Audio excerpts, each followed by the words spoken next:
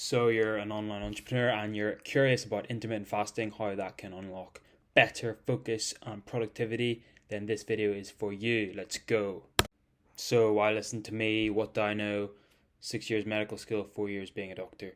I'm not an expert on intermittent fasting, but I've applied it to my own life. I'm passionate on optimizing my own life and health for better performance and focus. I'm an aspiring online entrepreneur myself, so I can apply these specific principles to the lifestyle of an online entrepreneur.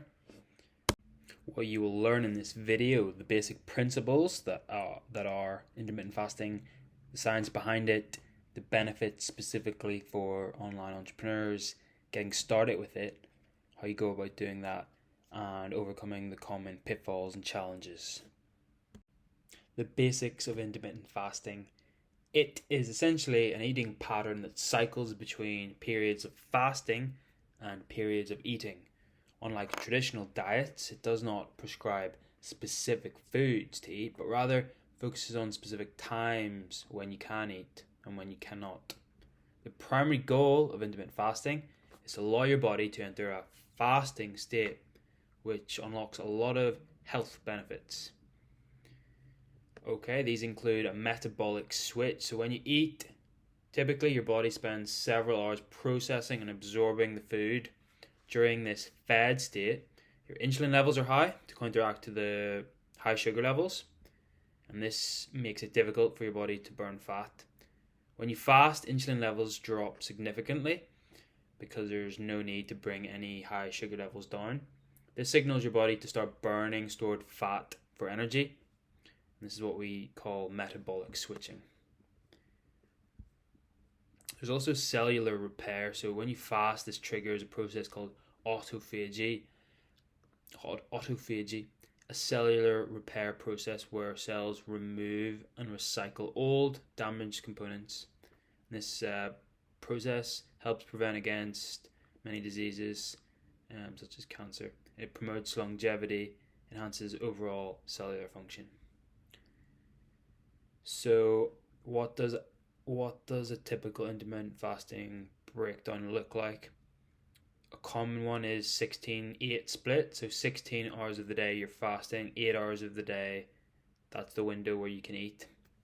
Of course, there's variations on this. You could have 24 split. You could have a full day of eating followed by a full day of fasting. That's the great thing about intermittent fasting. You can tailor it to your lifestyle, what works for you. And just a bit of trial and error. So the principles are that during the fasting window you cannot consume any caloric beverages. So you might be able to get away with as much water as you want, tea, black coffee, they're typically allowed. But anything that increases your sugar levels, has calories in it, that does break the fasting process. Okay. And then during the eating windows, you can have as much calories as that you permit yourself to have. There may not even be a cap on that. Again, this can be the 8 hours, this can be 4 hours, or you can even have it on designated days, such as a 5-2 split. So 5 days you eat completely normally, and then 2 days you fast for. Again, that's completely up to you. In this fasting period, generally we try and get you to consume nutrient-dense foods so you're not missing out on any vitamins or minerals. Okay. But yeah, the great benefit of intermittent fasting in terms of lifestyle, I'm going to talk to you about the benefits of productivity and focus and decision fatigue. But in terms of lifestyle, it's a very flexible diet. I think it's very good for entrepreneurs such as ourselves because it really can fit into that lifestyle. And we like to have control over our diets. We like to tinker with them, and this is something that we can apply that to. Okay, let's talk about the science behind intermittent fasting. What's going on when you're in a fasting period and why it is worth it. Well, the big one that you've probably heard about in terms of physiological benefits when you're fasting is that there is an improved insulin sensitivity. What does this mean? So, insulin sensitivity refers to how responsive your cells are to insulin. So, the improved insulin sensitivity means your body can better regulate your blood sugar levels. So, that's a big one. So, how does it improve insulin sensitivity? Well, during a fasting period, we talked about this, your insulin levels are very low because there's no need to regulate your high sugar. Therefore, it becomes more sensitive to insulin when you do eat. This can obviously help prevent insulin resistance, which is a big risk factor for type 2 diabetes. The other big bonus is you just have very stable blood sugar levels. You don't need to constantly regulate the sugar that you consume and build it back up when it crashes. It's just very flat, very easy to maintain. Your energy will be very level, very won't be up and down, it will be constant. So the benefits of that is obviously consistent energy levels throughout the day, which is very important for entrepreneurs to just get that deep work in, and reduces the likelihood of any crashes. It also has a decreased risk of developing any metabolic disorders in the future. So again, intermittent fasting has these long-term big benefits for your health, but also short-term improvement in focus, clarity, productivity. That's why it's so appealing. There's enhanced fat burning and metabolism going on. When your body shifts to fasting, it can shift the focus from breaking down glucose, which it doesn't have access to anymore, to breaking down fat. And this will help promote fat loss. Short-term fasting can also boost your metabolic rate by increasing levels of noradrenaline, or norepinephrine, as the Americans call it. This leads to higher calorie burn even at rest. So, also reduced inflammation. Your chronic inflammation is linked to various health issues, including heart disease and cancer. During fasting, it reduces the oxidative stress and inflammation by lowering levels of pro-inflammatory cytokines. Again, we talked about autophagy. This is enhanced during fasting, which means it clears the old and damaged cells out. And there's a lot of cognitive benefits we haven't even talked about, but there's an increased production of BDNF. BDNF is brain-derived neurotrophic factor. And this is a protein that supports the survival, growth, and differentiation of neurons in the brain. This is released during fasting.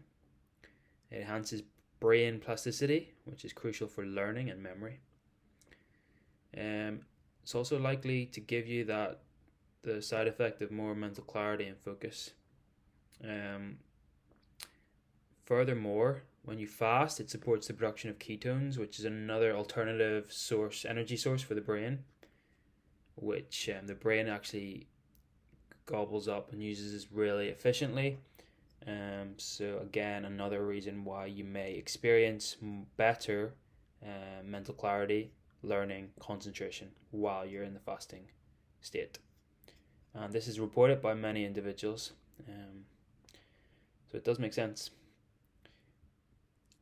So the increase in BDNF and other growth factors, as well as the plasticity, as well as the improved focus, concentration, and energy levels, just leads to better productivity. Not to mention reduced risk of neurodegenerative diseases in the future. So it's been shown that it protects against these, such as Alzheimer's and Parkinson's. And it does this by the reduction of the oxidative stress, inflammation, as well as clearing out old damaged cells and toxic proteins, such as tau protein. So, by understanding these benefits both in the short term and long term, it makes intermittent fasting very appealing for online entrepreneurs who are health conscious, as well as aiming for peak productivity during the day. Okay, so we talked about the physiological processes that will likely lead to more energy, better focus, etc. But there's also a lot of other benefits specifically for online entrepreneurs who are going to be working on their laptop, maybe from home, trying to get into that deep work The benefits of fasting is you don't have to think about meals, you don't have to think about breakfast or lunch. You're purely allowed to focus on your work, your deep work. And as we know, deep work, very important to just have that singular focus to try and get into that flow state. Um, Say no to distractions. So if you're not stopping for meals, if you're not switching your attention, then you've got a better chance of that. There's also less decision fatigue, so you don't need to decide what you're going to have for breakfast, where you're going to have it, what you're going to have for lunch, who you're going to have it with. You have your meals in this window. It simplifies your life, and it filters down to things like meal preparing. You don't need to think about that. You're maybe only having 1 or 2 meals a day instead of 3 or 4. So increased simplicity, less decision fatigue, and better chance to get into that deep work, that undistracted work. The other thing it does is when you're fasting, it almost acts like a dopamine fast as well. You're not going to be spiking your dopamine levels as well with food, and especially fast food or sugary food. And so while you're fasting from food, you're also fasting from dopamine. It prolongs that gratification for when you do eat your food later on in the day, and that just fosters discipline, and character building in yourself, and really just helps regulate your dopamine receptors as well. Getting started with intermittent fasting, you want to do this slowly. You want to do this sustainably. This is a lifestyle intervention. It's not a quick fix. It's not a challenge. So there's no rush. You don't want to start off 18 hours of fasting and realize the negatives and burn yourself out. You want to really view this in the long term. So you may as well start off slow. It could be, why don't you try 12 hours of fasting and a 12-hour eating period? And this is going to be an improvement on your usual probably 16-hour eating period. So you're just pushing that back slowly, seeing how you go, and gradually extending the fasting period as your body adjusts. And just if you feel like you want to push it, then go for it. You want to ease into it, and you want to be prepared for these feelings of hunger, and you don't want to push too hard, otherwise you'll just give up. So this initial phase is about learning. It's about seeing how your body reacts to it, and you want to do this like slowly over time, extend that period. So you could extend this over the weeks to from 12-hour fasting to 14, 16, or even 18 hours. You might go to 18 and realize the benefits of it, the energy levels aren't worth it compared to the 16 hours. So you push back and say, 16-8 works really well for me, so I'm going to keep it at that. Again, you might not want to do this every single day as well. It doesn't have to be every single day. You could do this Monday to Friday. You could do this 3 days a week if you wanted to. You could have weekends off. It's completely flexible. You want to do what works for you, and you want to make small changes, small progress. And yes, listening to your body. How are the best tips to manage these initial hunger pangs? I think you're going to experience this need to eat, this urge, and it's going to be hard initially. So I think keeping busy, focusing on your work, is a good way to do it. Also, just observing that hunger, is it real legitimate hunger, or is it based on stress? Is it based on tiredness or boredom?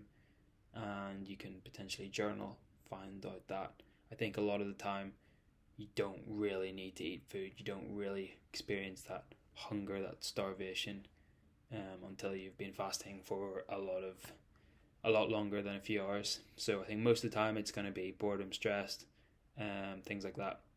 But I think just not reacting to it is the biggest learning thing you can experience in the first few days of intermittent fasting.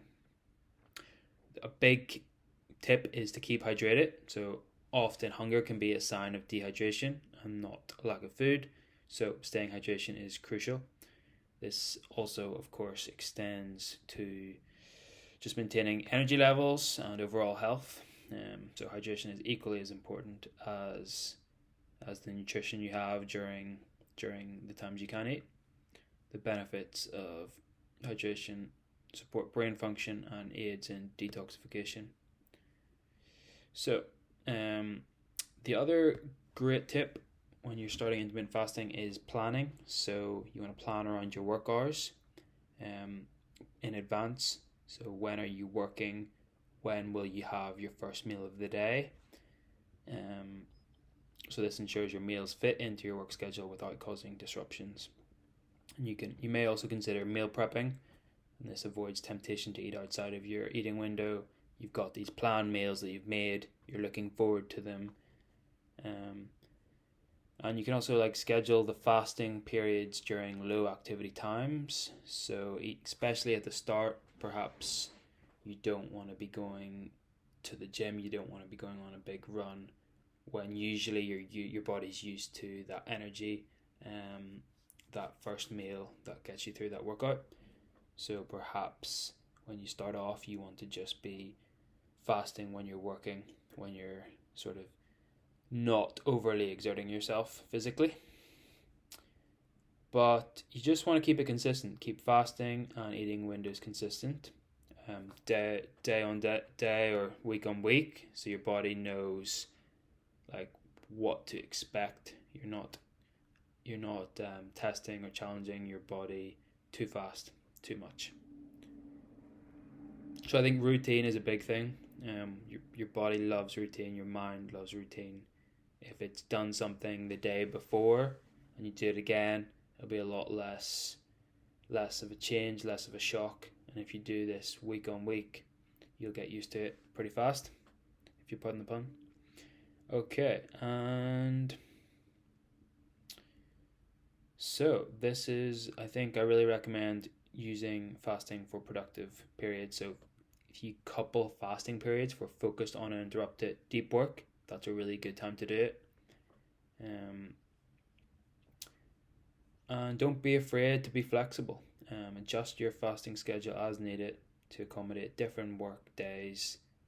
Listen to your body. You can have days off, things like this. When you are breaking your fast, you want to eat healthy enough. You want to be getting those vitamins, minerals, and other nutrients in. It really is going to be quite a bit of a struggle if you aren't doing this, if you're eating junk and fast food, again, pardon the pun, during these non-fasting periods. So you want to keep it balanced nutrition, and again, planning this, meal prepping is going to increase your chances of this. Okay. So, and finally, I guess for entrepreneurs specifically,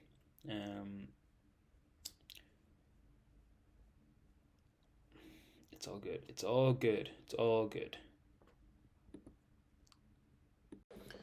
So we talked about some of the common challenges to expect, especially as you make that transition period, especially in the first few days. You will completely natural and normal to feel these hunger and these cravings, especially for high carb and sugary foods. It's completely normal. You will also most likely experience low energy dips when you're used to maintaining your sugar with these snacks. You're denying yourself of that. That's why we recommend you to start off small, start off slow, and really you're only going to be putting off the first meal for a few hours, so you can kind of tolerate this uncomfortable feeling. Again, this is going to just be short term. It's going to be in the first few days. Your body will get used to it. You'll adapt, but this is completely normal. And you almost just have to ride it out. This may affect your productivity. You may feel less energy in the initial days. Again, tips are keep yourself hydrated, keep yourself busy. Realize that you're going to eat in a few hours, so delay that gratification. Other common problems could be managing social situations. Maybe you usually have breakfast with someone or lunch with someone and you're trying to put that off. So especially at the start, that's going to be very hard. So I think the best thing to do is obviously try and do the fasting when it's not counteracting a meal or a social gathering. And again, you can do that. You can keep it flexible. But as you grow in confidence, you can then, have more confidence to say, oh, I'm fasting at the moment. My first meal is going to be later on in the day, so I'm going to have to say no. And you might be pretty confident at still turning up to these events, but just not eating, maybe just sipping on your coffee or your water or your tea. But again, keeping it flexible at the start, not planning social events when you're fasting is probably a good idea, especially to start off with. Okay.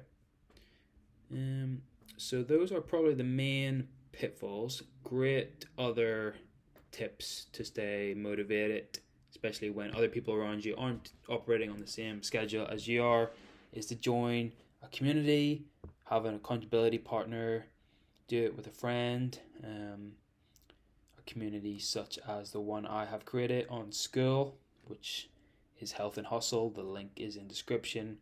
That is specifically for online entrepreneurs who are health conscious, health motivated, who want to learn, who want to maximize their focus and productivity by doing things like this: intermittent fasting, dopamine detox, lots more. There's going to be loads of information on that, but the best thing about it is there'll be other people like yourself, like-minded yourself, with the same lifestyle and goals as yourself, who want to crush your business by maximizing your focus. It's completely free as well, so that just might be a good way to stay motivated, stay inspired, and to be in a community. All right, hope that helps. Thanks for listening.